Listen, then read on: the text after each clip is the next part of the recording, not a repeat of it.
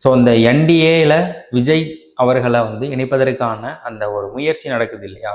So அது ஸ்டாலின் அவர்கள் சொன்ன அந்த கடைசி அந்த ஒரு விஷயத்துல இருந்து தான் வந்து தொடங்குதுன்னு நான் நினைக்கிறேன். ஏன் அப்படின்னா ஸ்டாலின் சொல்லியிருந்தார் இல்லையா, பிஜேபி வந்து வெவ்வேறு முகமூடியை போட்டுட்டு தமிழ்நாட்டோட ஆட்சியை வந்து பிடிப்பதற்கு ரொம்ப முயற்சி பண்ணிட்டு இருக்கிறாங்க அப்படின்னு சொல்லிட்டு.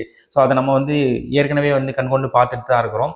விஜய் வந்து கட்சி தொடங்கிய காலத்துல இருந்தே அவருக்கு பல நெருக்கடிகள் இருக்குது. உதாரணத்துக்கு சொல்லணும் அப்படின்னா, ஜனநாயகன் படம் வந்து ரிலீஸ் ஆகிறதுல ஒரு சென்சார் சிக்கல் இருக்குது. ஸோ அந்த சென்சார் சிக்கலுக்கு அடுத்தடுத்து என்னென்ன நடந்துச்சு அப்படின்றத தமிழ்நாட்டு மக்களாகிய நீங்கள் பார்த்துட்டு தான் இருக்கிறீங்க.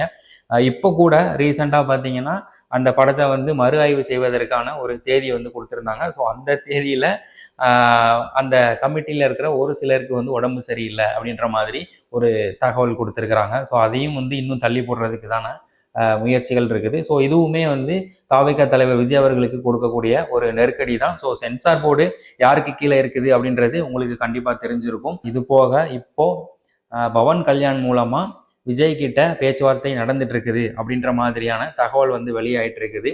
ஸோ கொள்கை எதிரி அப்படின்னு சொல்லி தன்னுடைய முதல் மாநாட்டிலேயே அறிவிச்ச ஒரு கட்சியோட தாவேகா தலைவர் விஜய் அவர்கள் கூட்டணி வைப்பாரா அப்படின்றது ஒரு மிகப்பெரிய கேள்விக்குறி தான். கொள்கையெல்லாம் காத்துல பறக்க விட்டுட்டு கண்டிப்பா அவர் போய் கூட்டணி வைக்க மாட்டாரு அப்படின்றது தான் வந்து நம்மளோட ஒரு நம்பிக்கையா இருக்குது. ஆனா அது வந்து காலம் தான் கண்டிப்பா பதில் சொல்லும். ஒருவேளை தாவேகா தலைவர் விஜய் அவர்கள் என்டிஏ கூட்டணியில இணைஞ்சிட்டாரு அப்படின்னா கண்டிப்பா விஜய் சொன்னது நடக்காது.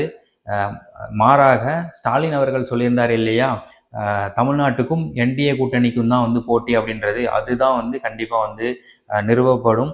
ஒருவேளை அவர் இணையலை அப்படின்ற பட்சத்தில் கண்டிப்பாக வந்து அவரால் தாவேகாவுக்கும் திமுகவுக்கும் தான் போட்டி அப்படின்றத பின்வரும் காலங்களில் நிறைவேற்ற முடியும்.